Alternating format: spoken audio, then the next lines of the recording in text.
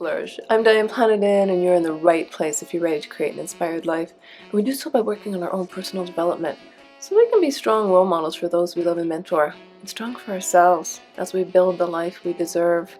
Today I'm giving you a little excerpt from Maxwell Maltz's Psyco-Cybernetics.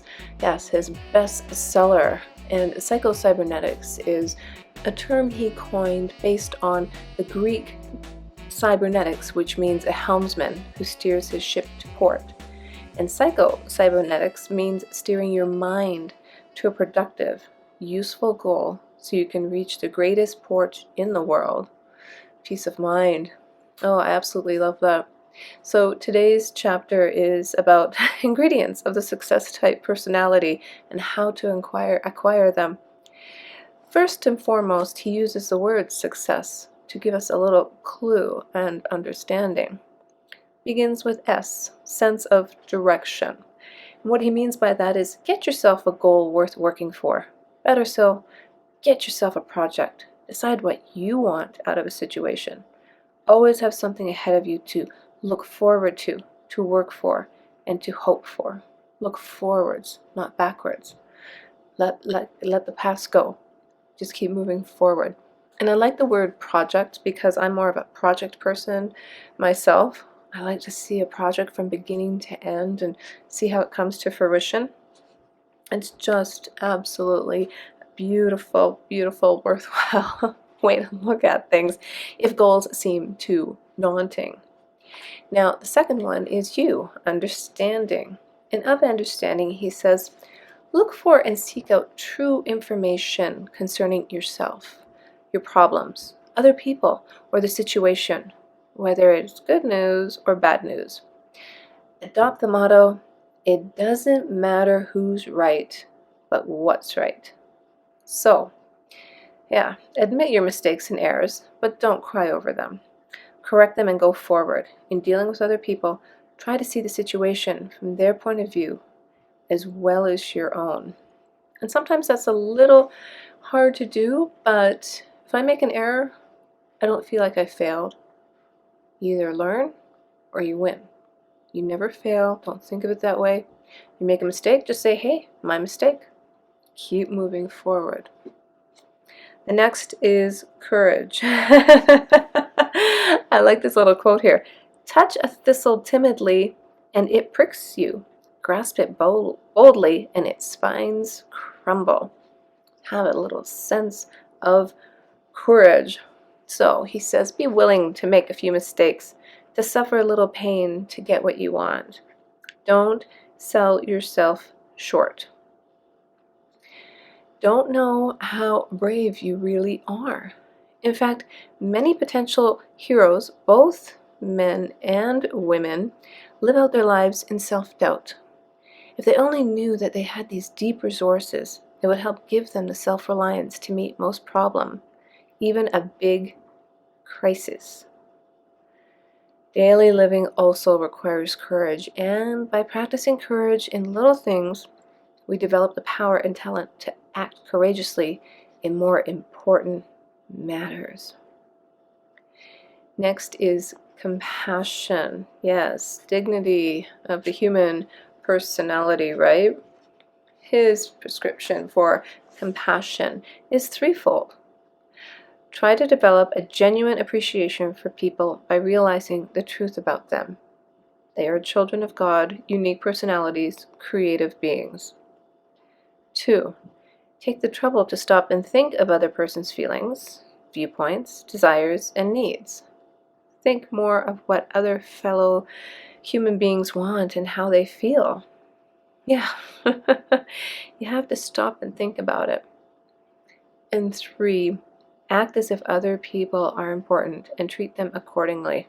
In your treatment of other people, have regard for their feelings. We tend to feel about others in accordance with the way we treat them. Yes, a little empathy goes a long way, doesn't it? The next is E, esteem. Stop carrying around a mental picture, he says, of yourself as defeated, worthless person. Stop dramatizing yourself as an object of pity and injustice.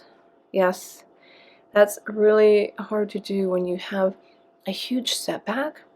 You have to maintain your esteem. You have to maintain your self-esteem, because he says the biggest secret to self-esteem is this: begin to appreciate other people more.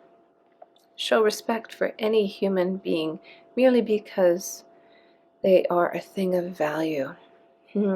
Yes, when you're dealing with people, he says, for real self-esteem is not derived from the great things you've done, the things you own, the mark you've made, but an appreciation of yourself, of what you are, a spiritual being. He says a child of God, but it doesn't matter what denomination you are. We all have a spirit, a soul. We're all connected as one. The next is self-confidence. Success breeds success. Where have you heard that one before, right? So his prescription for the self-confidence is use errors and mistakes as a way to learning, then dismiss them from your mind. Deliberately remember and picture to yourself past successes. Everyone has succeeded sometime at something, especially when beginning a new task. Call up feelings you've experienced in some past success, however small it might have been. That's why you need to attach an emotion to something, because it just conjures it up.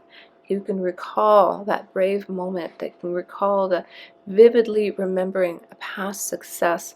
And when your self-confidence is a little shaken, that can be absolutely invaluable. Next is self-acceptance.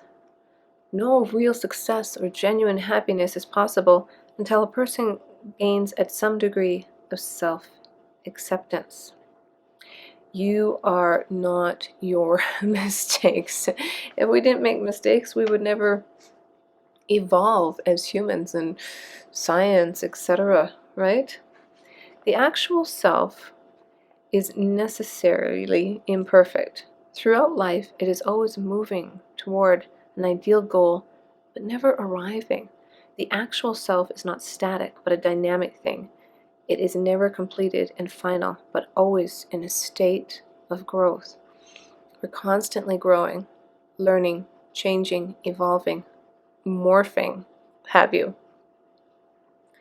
His prescription for that is to accept yourself as you are and start from there. Learn to emotionally tolerate imperfection in yourself. It is necessary to intellectually recognize our shortcomings, but disastrous to hate ourselves because of them. Yeah, definitely, definitely. Nobody's perfect. No one is. So don't even go there. Don't even worry about that part, because then you have self-acceptance. You know who you are. You know where you're going. And that's his success formula. Sense of direction, understanding, courage, compassion, esteem, self-confidence, and self-acceptance are the keys to success. That's how you are evolving. That's how you stay strong.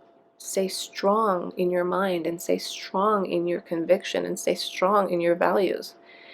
He ends that chapter who says, whatever you do, do it with zest, a keenness, a gusto that surmounts obstacles and brushes aside discouragement.